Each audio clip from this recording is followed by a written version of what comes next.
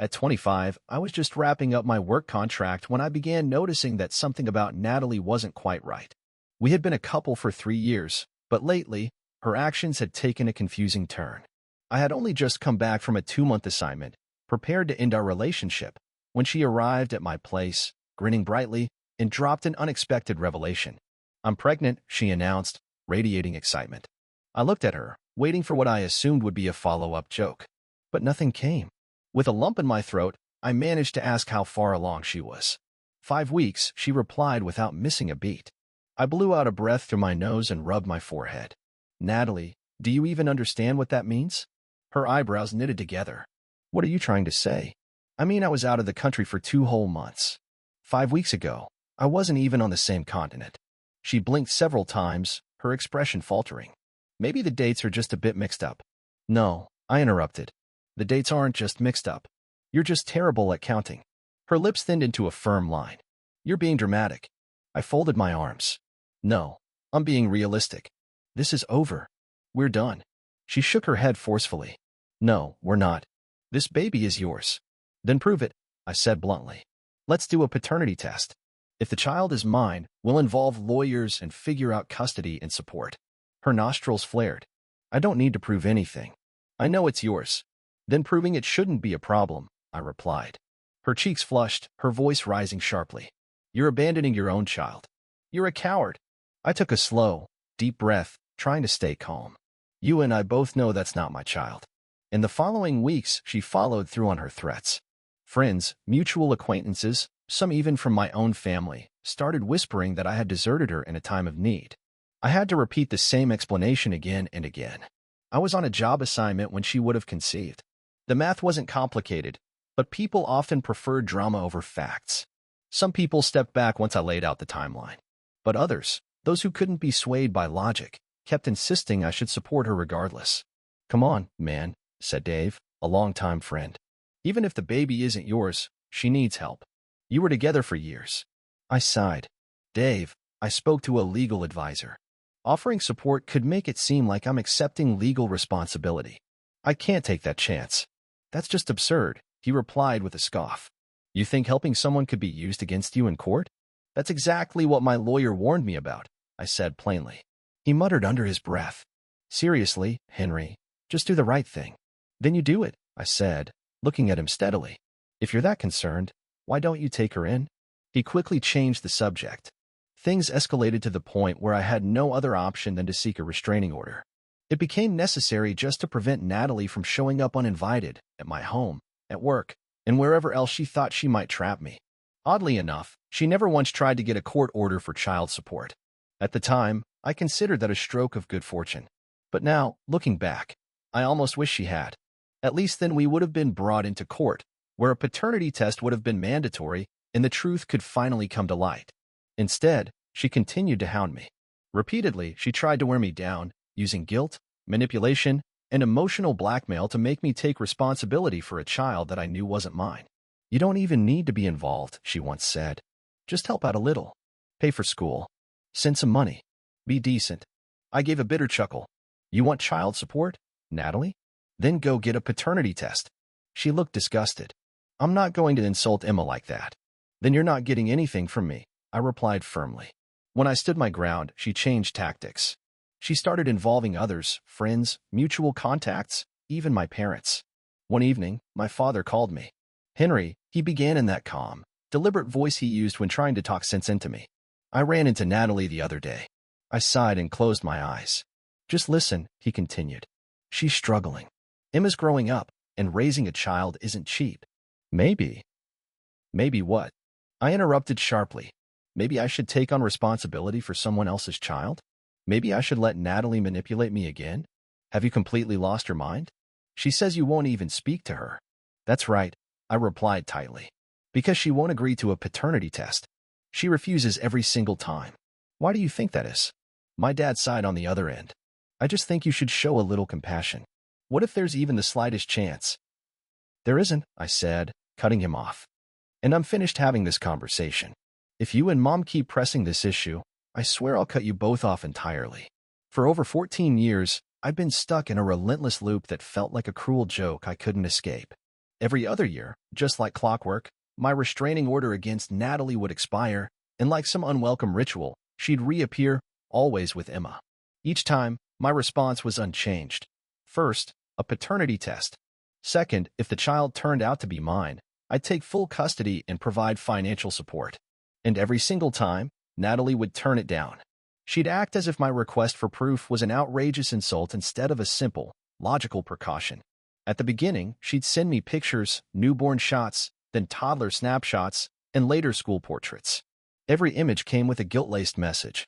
Emma wants to know her daddy, or it's not too late to step up. I ignored them. When the photos didn't stir a response, she escalated, showing up in person. That forced me to file for restraining orders repeatedly. In my state, a permanent restraining order only lasts for 2 years unless there's physical violence involved. Stalking someone with a child that may not even be theirs? Apparently, that doesn't qualify. So every 2 years, Natalie returned, and every 2 years, I had to gear up for another court battle. Despite that chaos running in the background, life moved forward. I met someone who didn't play games, who wasn't manipulative, who loved me for who I was. Kim and I built something real. We got married and had a son, Ryan. He was 9 years old now. Kim knew everything about Natalie and Emma.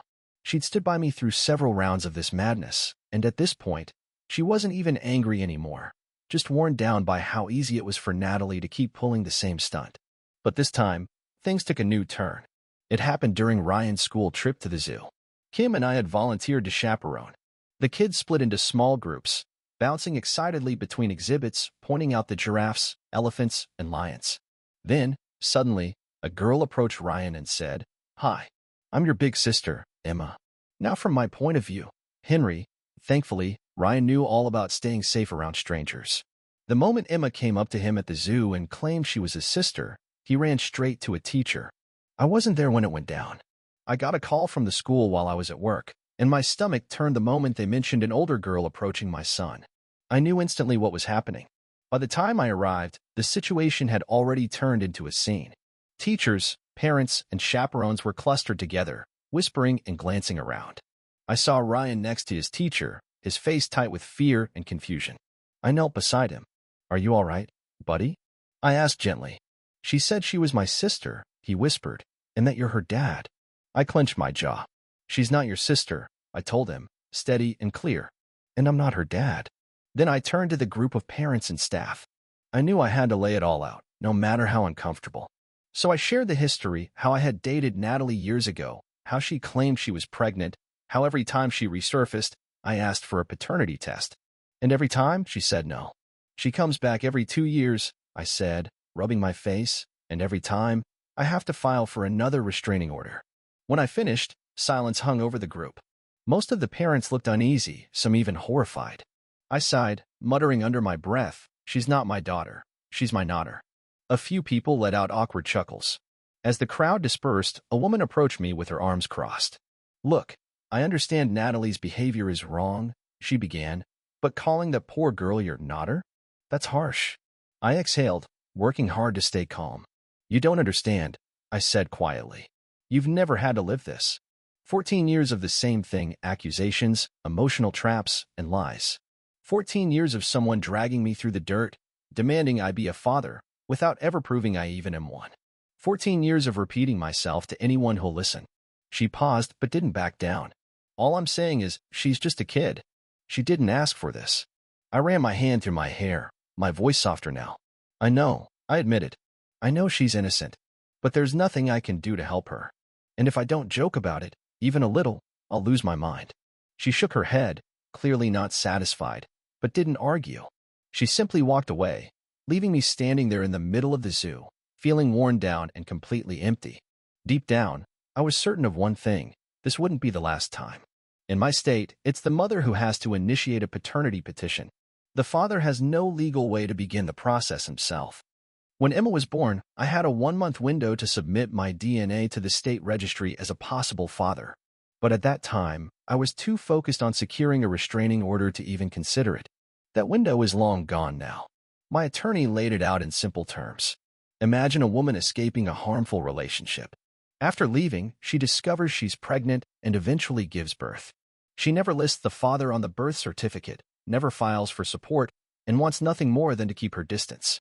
Years later, the ex learns about the child and attempts to use the legal system to wedge his way back into her life. In cases like this, the law provides her protection. She can refuse, and the state has to respect that decision. According to family court, I'm a stranger. Emma never made a legal claim on me, and I never did so for her. Some people think it's as simple as walking into a courthouse, filling out a single form, and then magically getting a DNA test, custody rights, and my old life back. But the reality is very different. Imagine calling a family court, picking a random single mom, and saying you want to claim her child. Think they'd let you? That's not how the system works. I've lost track of how many times I've heard people say, just go to court, or just file for custody, like it's a straightforward task. One particularly difficult evening, after another exhausting day of dealing with this ordeal, I was sitting on the couch when Kim came over and gently rubbed my arm. "You're grinding your teeth again," she said quietly. I consciously relaxed my jaw. "Sorry, just the same stress over and over." She nodded in understanding. She always knew. She didn't even need me to explain. "Did the school say anything else?" she asked. I sighed deeply. "They're adding a note to Ryan's file in case she shows up again. But you know how it goes. Nothing will really stop her except another restraining order." Kim hesitated for a second. "Did you ever think about just letting them do the test?" I turned to face her slowly. "You really think I haven't tried? You think I don't want that more than anything else?" She quickly shook her head. "No, that's not what I meant. I hate that it keeps happening. To you. To us. And to Ryan." I rubbed my temples, feeling the weight of it all. "Yeah, I hate it too." She leaned her head against my shoulder. "Maybe talk to another lawyer?" "Kim," I said gently, cutting her off. "I've already talked to 4. I've read every legal detail on this in our state. The answer hasn't changed. I can't demand a DNA test. The mother has to request it, and Natalie never will." Silence hung for a moment before she whispered, "I just wish she'd stop bothering us." "Yeah," I murmured. "Me too." I leaned back, head resting on the couch, eyes fixed on the ceiling. I was drained. And tomorrow? It would be the same fight all over again. If you believe this can be solved with one simple form and a trip to the courthouse, please talk to a lawyer. The system doesn't work like that. Natalie hasn't called me a deadbeat in public for a long time. Maybe even she realized how absurd that sounds after more than 14 years. These days, she prefers ambushing me in person, always with the same question. "Don't you want to meet our daughter?" The last time officers confronted her, she changed her approach. "I just want him to be a father figure," she claimed, sounding calm and reasonable. Emma doesn't have a dad. She needs someone to guide her. The reaction depends on the officers. Some can see through her act right away. Others hesitate, clearly trying to find some sort of compromise, as if I'm just being difficult. But what kept me awake at night was how she located Ryan. 2 days after the zoo incident, I sat at the kitchen table, fingers wrapped around a cold cup of coffee. When Kim walked in, arms folded, her voice measured. "I talked to a few moms at school today," she said. I looked up as she exhaled sharply. Natalie became friends with one of them. That's how she got the class schedule. That's how she found Ryan. And then she just dropped Emma off at the zoo like it was some kind of reunion surprise. My jaw tensed. Unbelievable. Kim took a seat across from me. "We don't even know which school Emma attends. We have no idea who Natalie associates with. We're constantly responding, always trying to catch up." I dragged my hands over my face. "Yeah, and do you know why? My lawyer said if we push back too hard, if we start probing into her life, it could look like we're initiating contact. Like I want to be involved."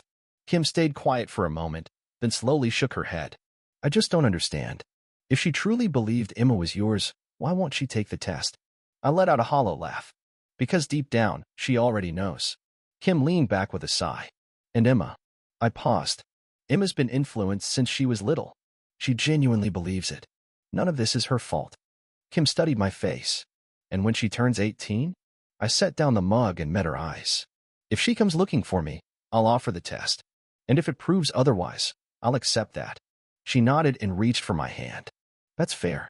2 days after the incident at the zoo, I ended a call with my attorney. "We've got a preliminary hearing for the new restraining order later this week," I told Kim as I set my phone on the counter. "First, we'll get a temporary one. Then we'll have a second hearing for a permanent order." Kim exhaled, visibly relieved. "And CPS?" I ran a hand through my hair. "They've opened an investigation into Natalie and Emma's living conditions. The teacher's report carried significant influence. My attorney believed it might finally bring an end to the chaos. He explained over the phone that in family court, there's something called a guardian ad litem, a person temporarily appointed by the court to make legal decisions for minors in cases like ours. If the court appointed one for Emma, we could request a DNA test. My grip on the phone tightened. If the guardian agreed, we'd finally get the truth officially documented. And if the results proved I wasn't the father, the court would have no choice but to acknowledge it. I exhaled slowly. For the first time, it felt like there might actually be a path out of this nightmare. I realized now I need to give context about what my relationship with Natalie was like back then. When I returned from a 2-month assignment, I had already decided to end things with her. I'd played the breakup speech in my mind over and over. I wasn't happy, hadn't been for quite some time. But before I could even get the words out, she dropped a bomb on me. "Wait," Natalie said, grabbing my wrist. "I'm pregnant." I froze, body stiffening. "What?" She nodded solemnly, her eyes wide and locked on mine. "We're going to have a baby." A cold wave ran through me. This was not part of the plan. Honestly, I suspected for weeks that she might be lying.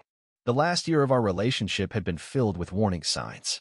Constant check-ins, accusations, jealousy. "Text me when you get to the office." "Why didn't you call me during your lunch break?" "Why were you laughing with that waitress?" She resented my job, hated that I had to travel for work. But ironically, those assignments gave me some peace. I remember lying on my cot after long, exhausting days and feeling oddly relieved, not because the job was easy, but because I didn't have to deal with her. That alone should have been enough of a sign. And then, suddenly, she claimed she was pregnant. When I realized it was true, I made my position clear. I told her I would financially support the child, share custody, and be a co-parent, but I wasn't going to marry her. Her expression changed instantly. "What do you mean? That's it." "I'm not going to marry you," I answered directly. Her eyes sparked with fury. "Do you really think I'd lie about this? About having your baby?" "I want to be sure," I told her firmly. She recoiled, as if I had physically struck her. "That's insulting, Henry." I crossed my arms. "No, it's just being reasonable." Her jaw tightened. "There will be no test. No debate. You are this baby's father, and you need to act like it." I sighed, already weary of the argument. "No test, no contact." Emma, that poor child. She's either going to grow up thinking I walked away, convinced I'm some absentee father who didn't care, or one day she'll find out her mother manipulated the situation, trying to trap a man who might not even be her biological parent. No matter what, there's going to be trauma for her to untangle later on. I hate that she's been dragged into this. She's just a kid. None of this is her fault. But unfortunately, she's become a pawn in Natalie's long-running scheme. The first couple of times Natalie broke the restraining order, she faced the consequences. But after that, she waited it out. Once the order expired, she reappeared, persistent as ever, always leading with the same question. "Do you want to meet your daughter?" Over the past 14 years, every mutual connection we had gradually disappeared from my life. I don't talk to her parents. She doesn't see mine. Our social circles no longer overlap. So there's nothing stopping her from claiming I'm Emma's father and forcing a test. There's no social consequence for her. She can spin whatever narrative she wants to her friends and peers. I wouldn't even hear about it.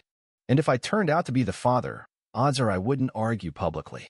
What shocks me the most is that, in all this time, Natalie never found a partner for Emma. No stepfather. No long-term boyfriend willing to take on a parental role. No one. Given the toxic energy she radiates, it's not all that surprising. She's not the type of person who inspires commitment or stability. Yet here she is, still locked in on me after all these years. Then the first call came. I was casually scrolling through my phone when it rang. "Hey, man, what the heck is going on?" It was Mark, my old college friend, sounding both shocked and angry. I furrowed my brow. "What are you talking about? You haven't seen it yet?" "Dude, there's a TikTok going viral. Some girl is calling you a deadbeat dad." My stomach sank. "What?" "She posted your photos, man. Even said some awful stuff about your son. It's blowing up. You need to check it out." I barely registered anything else he said. I hung up and immediately opened the app. It didn't take long to find it. My face was plastered across the screen with bold text reading, "Meet my deadbeat dad who abandoned me." There was Emma. I hardly recognized her, now a teenager, face full of fury, shouting words that clearly weren't her own. No, this wasn't her speaking from the heart. This was Natalie's influence, plain and simple. And then I saw Natalie in the background, smiling, laughing, urging her daughter on as she spewed hurtful, vile words about my son, Ryan. Words so cruel I refused to repeat them. My hands curled into fists. It didn't take long for the repercussions to unfold. By the next morning, I found myself summoned to human resources. My manager, hands folded on the desk, addressed me with a stern tone. "Henry, this situation is serious," he began. "We've received a flood of complaints, and until we can make sense of everything, we're placing you on indefinite leave." "Complaints?"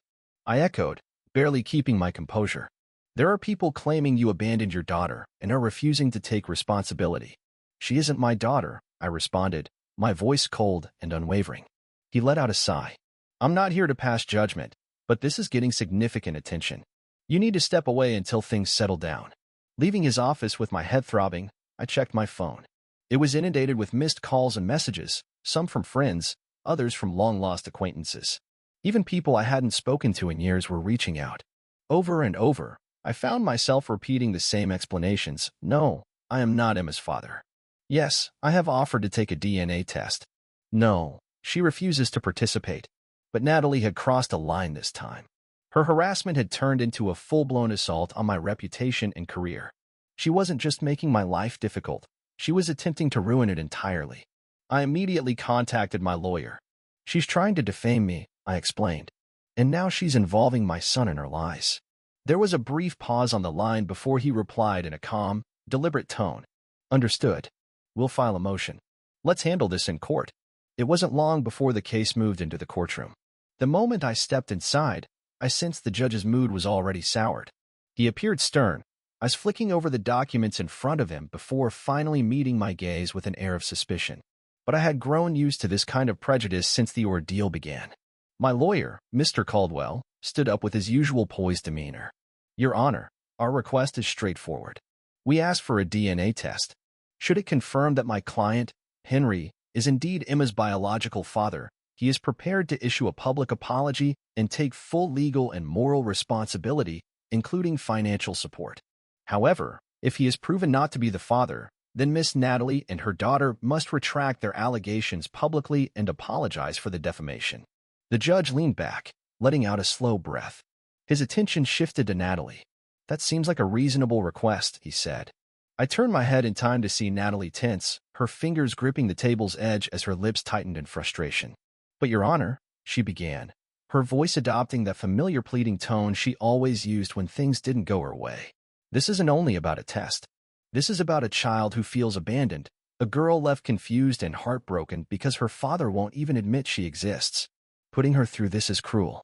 The judge raised his hand sharply, silencing her. "Miss Natalie, this is a court of law, not a stage for emotional appeals.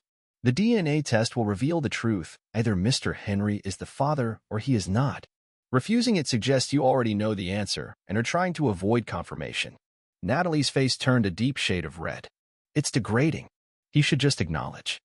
"No," the judge interrupted firmly. "He has every right to demand evidence. Nothing is to be accepted without proof." She tried to speak again, but he didn't allow it. "Let me be clear," the judge continued with a firm tone. "You have two choices. Agree to the DNA test. If it proves Mr. Henry is the father, you will provide the appropriate support. If not, both you and your daughter must publicly retract your accusations and offer a formal apology." Natalie was visibly furious now. She leaned toward her lawyer, whispering heatedly. But the judge wasn't finished. "There is a third path," he added. "I can proceed under defamation and harassment laws. In that case, the DNA test becomes compulsory, and if the results are not in your favor, the consequences will be far more serious for you, Miss Natalie."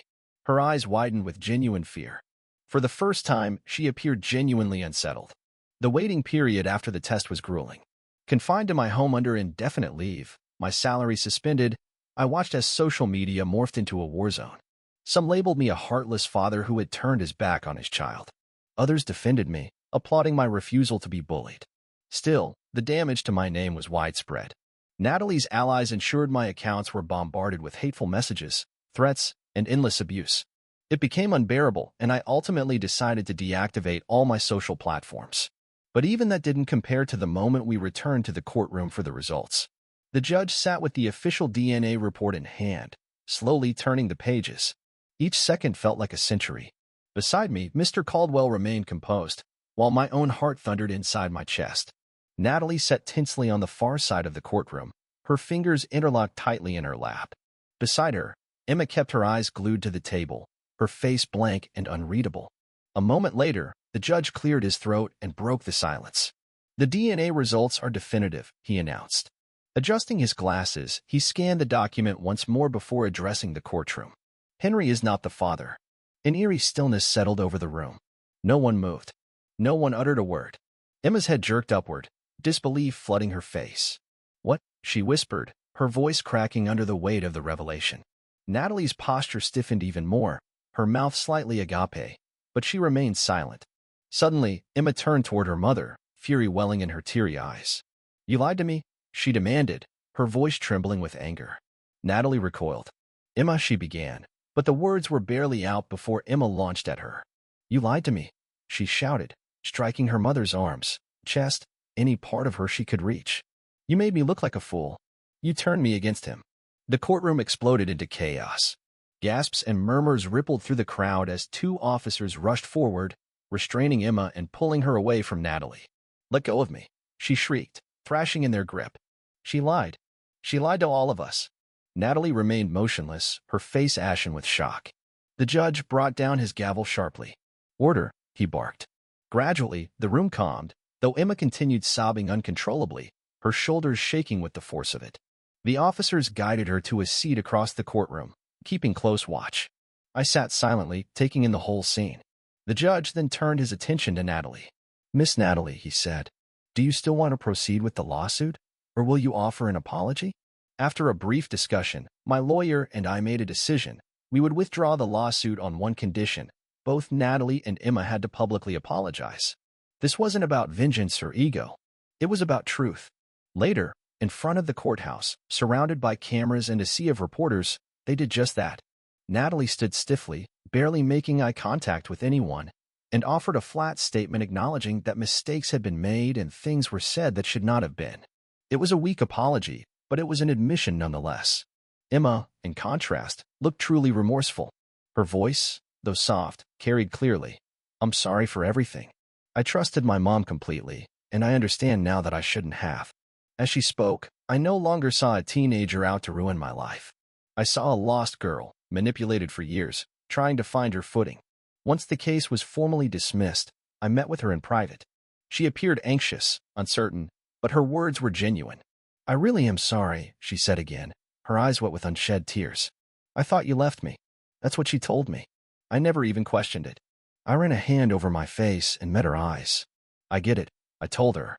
"If I were you, I probably would have believed her too." She stared down at her hands, gripping them tightly.